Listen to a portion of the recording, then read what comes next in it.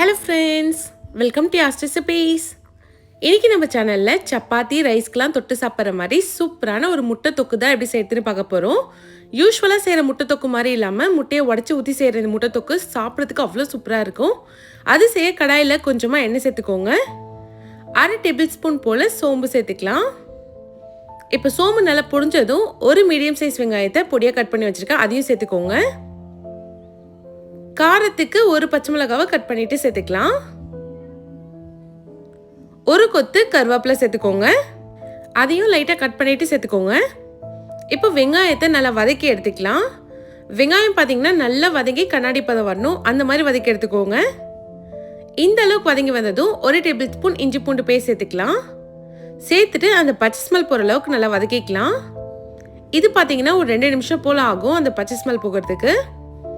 இப்போ பாருங்கள் நல்லா வதங்கிடுச்சு. 2 மீடியம் சைஸ் தக்காளியை கட் பண்ணிட்டு சேர்த்துக்கலாம். இப்போ இதையும் நல்லா வதக்கி எடுத்துக்கோங்க. தக்காளி இந்த அளவுக்கு நல்லா மசிஞ்சு வரணும், அப்போ தான் தொக்கு நல்லா சாப்பிட்றதுக்கு சூப்பராக இருக்கும். உங்களுக்கு தொக்கோட குவான்டிட்டி கொஞ்சம் அதிகமாக வேணும்னா வெங்காயம் தக்காளி கூட ஒன்று எக்ஸ்ட்ராவாக சேர்த்துக்கோங்க. இப்போ இதுலேயே 1/2 டேபிள் ஸ்பூன் மஞ்சத்தூள், 1 டேபிள் ஸ்பூன் அளவுக்கு நான் காஷ்மீரி சில்லி பவுடர் சேர்த்துருக்கேன். நீங்கள் நார்மல் சில்லி பவுடரும் சேர்த்துக்கலாம்.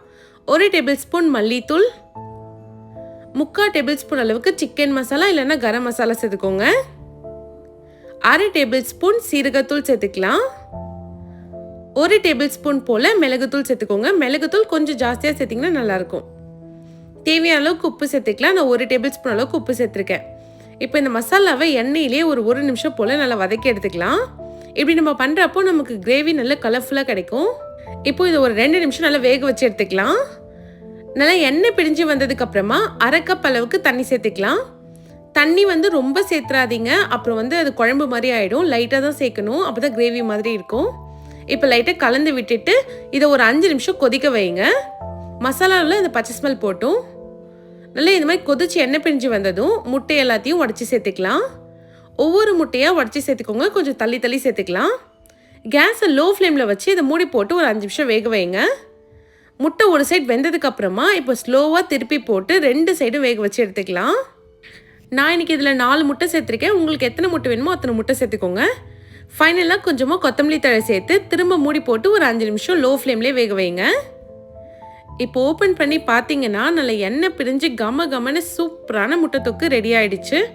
இந்த முட்டை தொக்கு அப்படியே நீங்கள் சப்பாத்தி கூடவோ இல்லைனா சுட சுட ரைஸ்க்கு மேலே போட்டு பெரட்டி சாப்பிட்டிங்கன்னா டேஸ்ட் வேறு லெவலில் இருக்கும். கண்டிப்பாக இந்த ரெசிபியை நீங்களும் உங்கள் வீட்டில் ட்ரை பண்ணி பாருங்கள். ட்ரை பண்ணிவிட்டு எப்படின்னு கமெண்ட் பண்ணுங்கள்.